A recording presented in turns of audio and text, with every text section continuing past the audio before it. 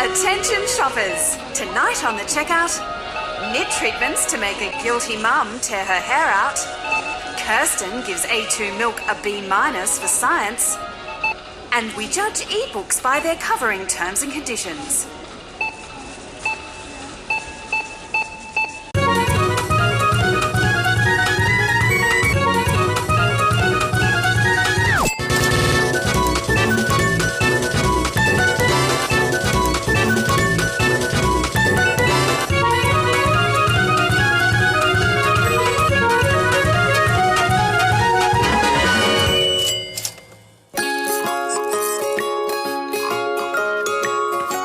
As a guilty mum, I want to protect my child from parasites. Woolworths domino stars are one infestation you can't stop. That's a scientific fact. But when it comes to other outbreaks, like nits, there are just so many things a guilty mum can do. I know that no one product is 100% effective, so I bought them all. You're going to take these as well. As a guilty mum, I want the insects on my little darlings' heads to die in a non-toxic way. Ugh, just the thought of all those medicated treatments makes me want a Xanax. That's why when it comes to expensive head lice treatments, we're total nitwits. This one has natural actives. They're so natural and active. Just not active enough for a so-called library of medicine. Nitwits have also developed a breakthrough combing solution. This part is called a comb, but a comb that's been clinically tested is worth paying extra money for. If you want a product that kills lice and eggs in one go, Nitwits Kill Lice and Eggs in One Go could be just the thing.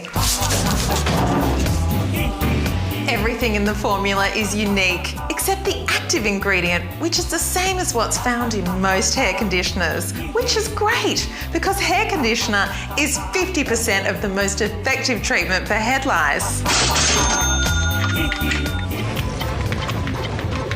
And when the nits really hit the fan, I bring out the big guns. LiceGuard's Robicomb Pro is a sophisticated, advanced electronic nip comb that zaps lice, not kids, which is exactly what I want. Most of the time. And for just $50, the Robicomb Pro's very economical. Anything less would suck, almost as much as lice sucks. It's the responsible way to vacuum your child's head. Sucks the lice right out of them. And when all the lice are finally zapped and sucked away, as a guilty mum, I know I have to prevent them from coming back. So I've banned selfies. And I bought this cosmeceutical defense spray. Isn't it worth paying extra to protect your little darling from the social stigma of nits? Just think about it.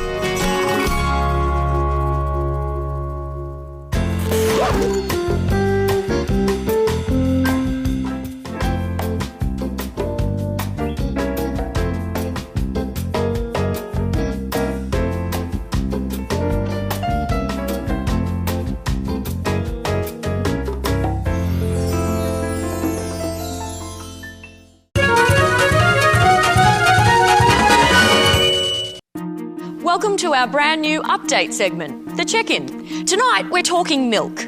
Again. First, we showed how the Permeate scare was bullshit. Then we looked at the $1-a-litre supermarket price wars and found more bullshit. Now it's the last in the trilogy no one asked for.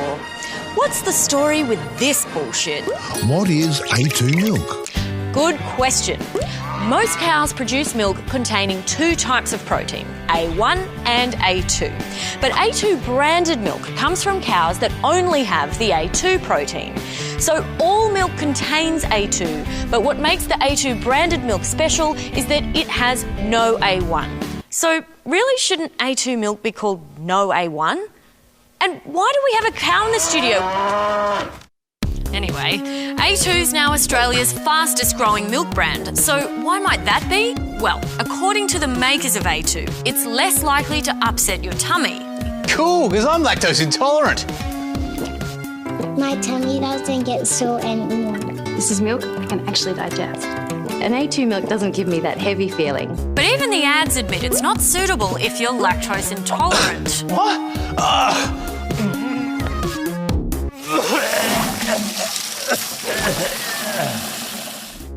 Instead, A2 say their milk is better for About 1 in 4 Australians. who say They have trouble drinking regular milk. apparently regular milk gives these people digestive issues like bloating, indigestion and tummy discomfort.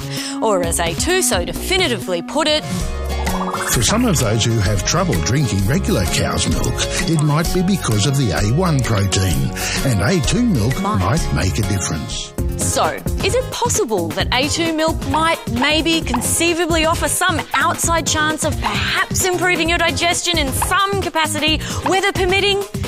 Maybe. The A2 Milk Company says that the A1 protein has been shown to release the potent opioid BCM7. Release the potent opioid BCM7. They say these potent opioids may affect gut motility, whatever that is, and may affect digestive well-being. Oh, my gut motility. Worst potent opioids ever. The review articles section of the A2 Milk website mentions all sorts of scary stuff like heart disease, diabetes, autism, sudden infant death syndrome, and mucus production. Well, that one probably isn't so scary. You need to look at these 35 studies to see that only 7 actually deal with A1 and A2, and of those, 3 call for further research, while 4 conclude there is no substantial evidence that regular milk is bad. Which might explain why the disclaimer on this part of the A2 site says, Material in this website should not be construed as endorsing any health claim for A2 dairy products. don't worry, it won't be. The A2 Milk Company has also created this website as a general information resource, which links A1 protein to diabetes, autism, heart disease and schizophrenia. Although according to this guy from the CSIRO, that general information is generally dubious. These are serious claims for which there's no credible evidence. Sentiments echoed by specialists in diabetes, autism and schizophrenia. We only found one study that directly compared the effects of drinking regular and A2 milk in humans. The study of 36 people reportedly found that those on an A2 milk diet experienced less bloating abdominal pain and firmer stools. The only problem is it was funded entirely by the A2 Milk Company and conducted by 4 researchers, including an A2 Milk employee and a consultant to the A2 Milk Corporation. And yet, despite the headlines, A2 Milk Pilot Study finds digestive benefits. the study's own conclusions aren't very, conclusive. These preliminary results suggest differences in some people, but require confirmation in a larger study of participants. So the foundations of the hype seem a little wobbly. Well, what do people who aren't paid by the A2 Milk Company say about regular milk? An independently funded 2005 review found There is no convincing or even probable evidence that the A1 beta-casein of cow milk has any adverse effect in humans. although A2 supporters say that review was influenced by the mainstream dairy industry. Stay away, Big Dairy. And the Dietitians Association of Australia says There is no solid scientific evidence demonstrating that A2 milk is better for you than regular milk. so. The jury is still out on whether A2 milk helps digestion, and there's no concrete evidence that A1 has any negative effects. No wonder the makers of regular milk have hit back by flying the A2 flag as well. This wonderful dairy farmer's cow is busy making milk with a range of proteins. Dairy farmer's milk naturally contains A2 protein. But regardless of the marketing, what A2 milk definitely does do is cost 2.5 times as much as normal milk. They should have called it A2.5, which really makes you wonder whether all this hype about A2 milk is just more milk company. Buttercup!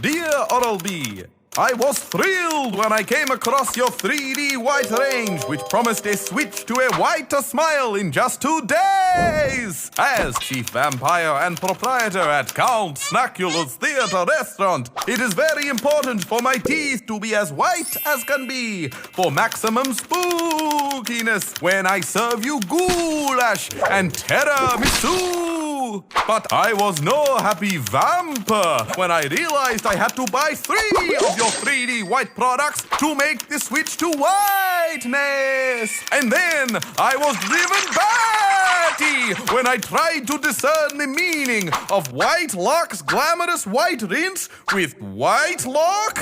But still, I purchased the 3 products and shoved them all into my vampire mouth, and I sat back and waited for whiteness. Then I noticed something. Oral-B 3D White Lock's glamorous white rinse whitens teeth in 7 days. And Oral-B 3D White Brilliant Mint Toothbrush works in 14 days. And now that I look at it, the Oral-B 3D White Toothbrush is, well, a bog standard toothbrush! But at least the toothbrush has 3 dimensions, which is 2 more dimensions than my character has! Also, I'm not sure what dentists recommend about you, but I hope it's not your maths! Let's break it down! 7, ha ha ha! 14, ha ha ha! Toothbrush, ha ha ha! Equals 2 days? Boo! You should come and get a job at Count Snackula's Theatre Restaurant because your counting is terrifying! Thanks for nothing, Oral-B. Count Snackula. Once you've bought a book, you can pretty much do whatever you like with it. You can keep it for as long as you want. Lend it to a friend. Or sell it to a stranger. You can even leave it to someone when you die. And Max leaves his entire collection of signed Peter Fitzsimons books to Peter Fitzsimons. Yeah! I love those books. Love them, love them, love them. But when you buy a book on an e-reader like a Kindle or an iPad, then things aren't so simple. That's because you're not actually buying the book, just a license to access the book. Which isn't nearly as exciting.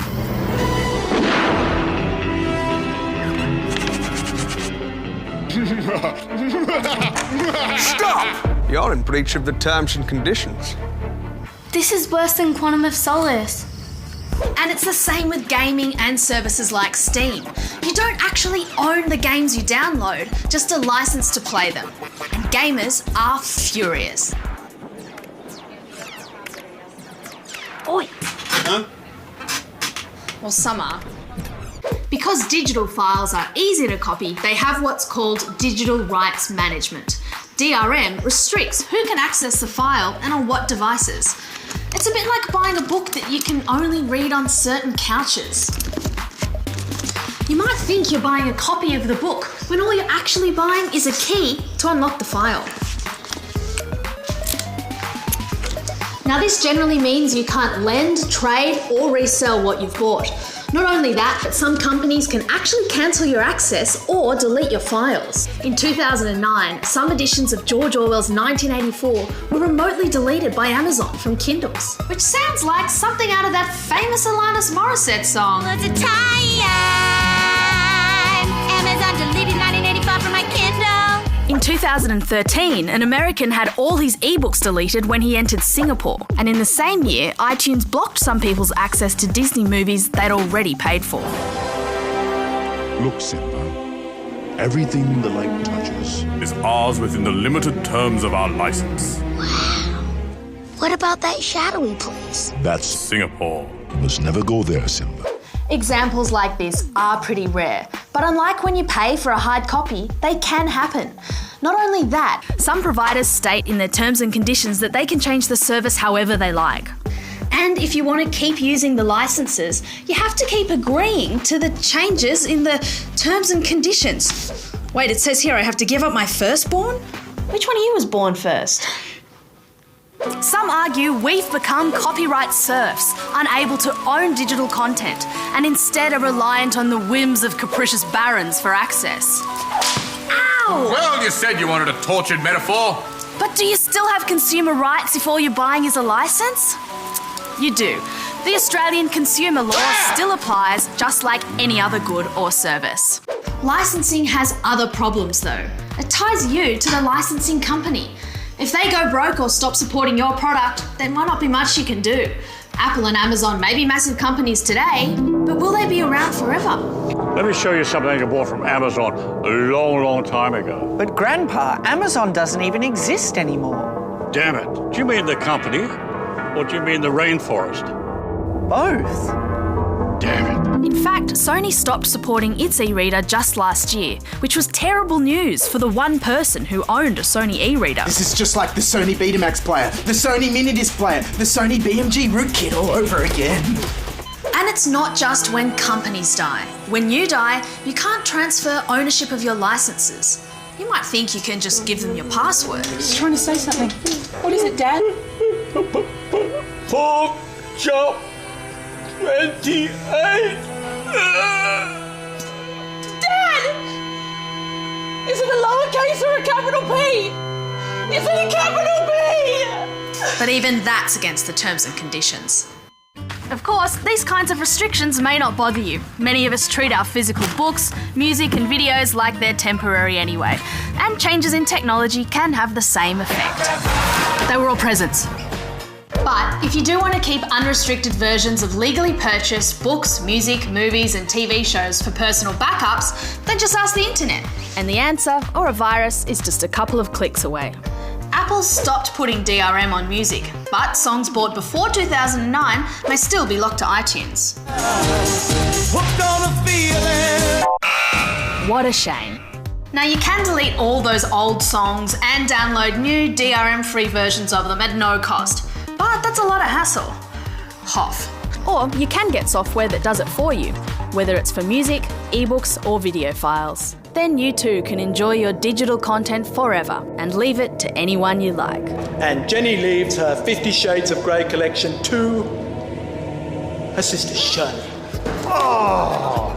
Hey, have you read my book on Batavia? It's the best story in the history of the world.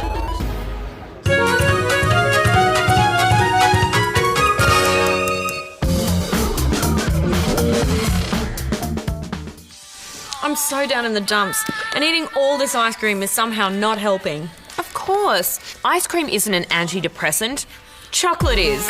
Really? Let's check bodyandsoul.com. They're a source of reliable, up-to-date information, reviewed and scrutinised to ensure every word published is trustworthy. And you know you can trust them, because every word they publish is trustworthy. See? Chocolate contains serotonin, which is a very powerful antidepressant. Chocolate is not an antidepressant. Chocolate is as good as any substance for lifting your spirit. See you later, pills. Chocolate can't affect your serotonin levels, and eating it as a comfort food can prolong your depression. What the hell are you doing? I'm looking at the website. Are you high? Are you sure you're on bodyandsoul.com? Yeah, this article by Dr. Carl. Eloise King. Kirsten, I'm pretty sure this one's right because it quotes David Avocado Wolf. Sorry, Avocado Wolf. Yes, David Avocado Wolf. He's also known as Lord Cacao. Zoe, he sells chocolate. How did this get past the reviewing and scrutinising process at bodyandsoul.com? I don't know, but now I'm really depressed.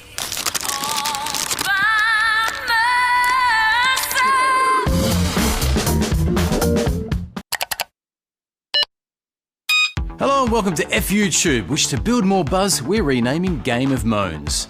And first we have a tip-off from Dan, who took his 2 teenage sons to buy a large meal at Hungry Jack's. He didn't want to record his story. Fair enough, he probably told Mum he fed the kids salad that night. Anyway, when you enter a Hungry Jack's store, there are 2 things you should be guaranteed: value and a heart attack. So you can imagine how surprised Dan was when I bought a value meal and upgraded it to a large meal with a frozen Coke. The frozen Coke makes it healthy. But when I paid, it ended up costing more than if I just bought the items on their own outside of the value meal. And Dan's right, a burger, fries and frozen Coke are cheaper when they're not in a value meal. It was only about 95 cents, but it's about the principle. Well said, Burger, pretending to be Dan. This is a matter of principle. Wait until I tell Erin Brockovich about this. It's like Australia's Burger King. And it was a full 95 cents. Hello? Erin? Damn. Looks like I have to go back to law school to answer this myself.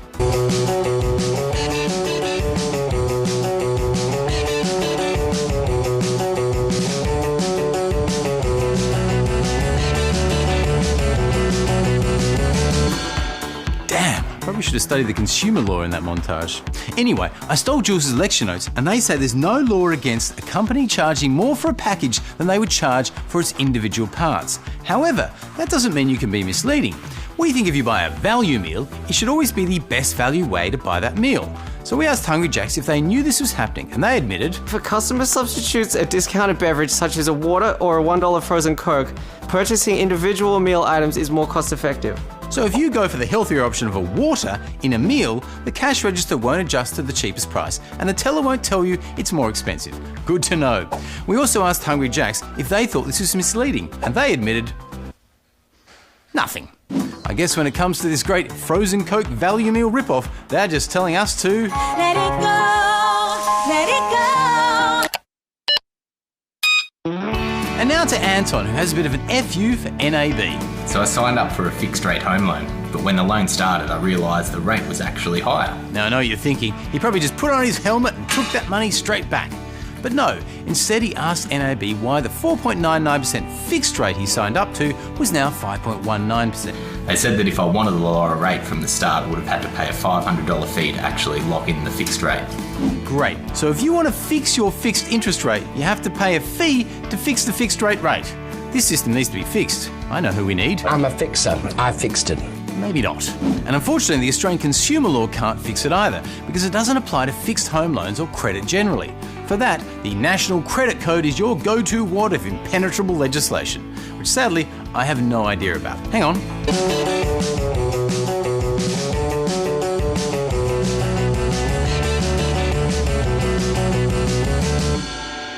Okay, I think I've got it. Under the credit code, how and when your interest rate is set or changed must be clearly set out in a credit contract, which it was for Anton, so sadly we can't help him out. But we can all learn from my mistakes. And one of Anton's mistakes, other than the Battle of Glenrowan, I'm not Ned Kelly, was that he only realised the rate had gone up after he had settled. If he had realised before settlement, he could have terminated the loan contract, which you can do any time before the loan money is actually provided. This would have fixed it for Anton. I fixed it. No, you didn't. Next up, Carl, who's got a problem. And no, it's not a drinking problem. In late February 2015, my wife was involved in a motor accident in the small northeast Victorian town of Yakandanda. And Carl's wife did what you do when you crash. She got on the phone to the RACV seeking a tow truck and to report the accident. My wife had to sit on the phone in a queue for nearly an hour. Which means a charge of $60. Just for the call to the RACV. And what was their excuse? The call centre was busy. And if you look at their ads, I think you can see why no one was answering the phones. Call Jason. To find out if we can save you money, call Answer the bloody phones! We spoke to RACV, actually we emailed, as if you call them, and they said, we normally answer 80% of calls within 20 seconds. Hang on, normally? Either you answer 80% of calls in 20 seconds or you don't. Normally I'd answer that, so don't include that in your survey. Now obviously call volumes can change and we're not expecting a business to be able to pick up immediately all the time. But businesses like RACV who only offer 13 or 1300 numbers are making their customers pay for their lack of call centre staff. 13 numbers are a relic from the golden days of home phones when you used them to call a business for the cost of a local call. But how useful is this for roadside assistance? Oh, stupid car! Luckily I brought the landline today. Now we predominantly use mobile phones, and 13 and 1300 numbers are at best charged as timed calls, or at worst aren't even included in your cap. And calling a business, especially an emergency line, is different to calling friends or family because, hi Nan. Hi Craig. Your grandfather and I were just eating some mutton we brought on You sale. can control the length of the call. But when your car is smashed by the side of the road in Yakandakandandra or whatever and you need assistance, then it's kind of out of your control. Normally I would answer that, but I need to throw this at my co-worker. So given the business is in control of how long you'll be on hold, they should use a 1-800 number, where they cover most of the cost, not their customer. In fact, with these mobile phone companies, 1-800 calls are now totally free.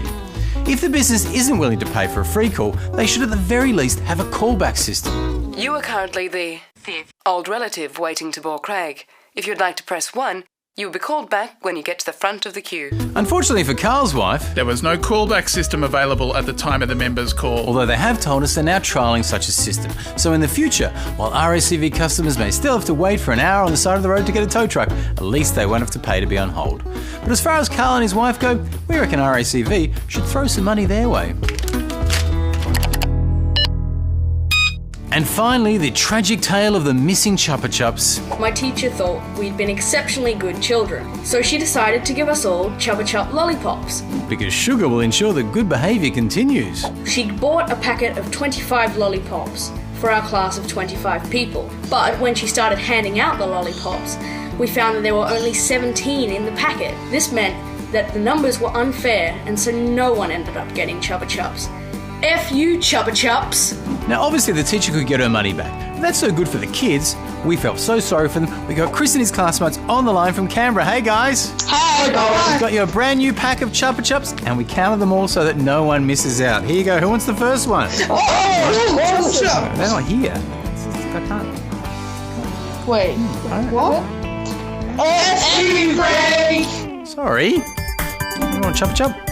Oh, it's not going to work either, is it? Good night.